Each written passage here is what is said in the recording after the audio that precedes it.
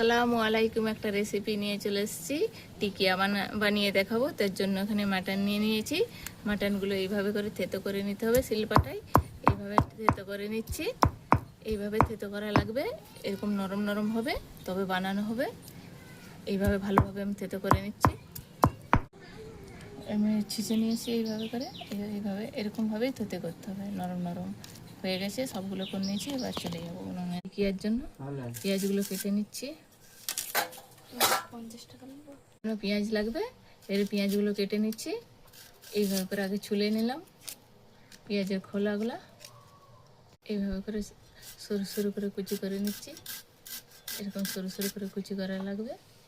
এইভাবে করে নিচ্ছি এইভাবে সব কটা। এবার হচ্ছে আদা রসুন কুচি করে নেব, করে নিচ্ছি।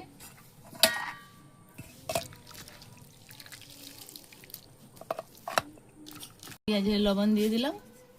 লবণ দিয়ে এইভাবে করে ভালো করে দলে নিতে হবে। এরকমভাবে দিয়ে নরম হয়ে যাবে। এনে বেসন লাগবে, বেসন দিয়ে দিলাম।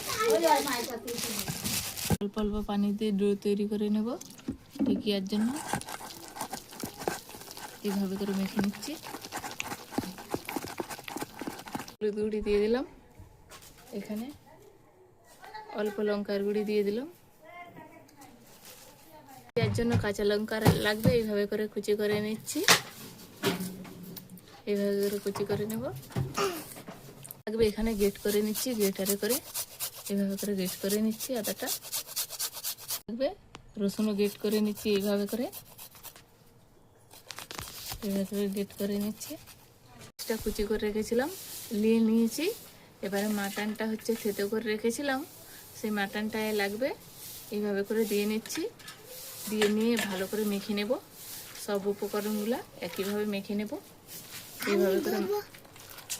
এইভাবে করে মেখে নিচ্ছি। খুব ভালোভাবে মেখে নিতে হবে। এইভাবে করে দিয়ে দিলাম ভাজার জন্য। আঁচটা জ্বেলে নিয়েছি, মেখে নিয়েছি। এবার হচ্ছে তেলে দিয়ে দেবো, ওই জন্য তেল লাগবে। দিলাম কড়াই, তেল দিয়ে দিলাম। গরম হয়ে গেছে। সে টিকিয়াগুলো এইভাবে শেপ দিয়ে বানাবো। দিয়ে দিলাম এরকমভাবে। এইভাবে শেপেই হবে সবগুলো। এইভাবে করে শেপ দিয়ে নেব।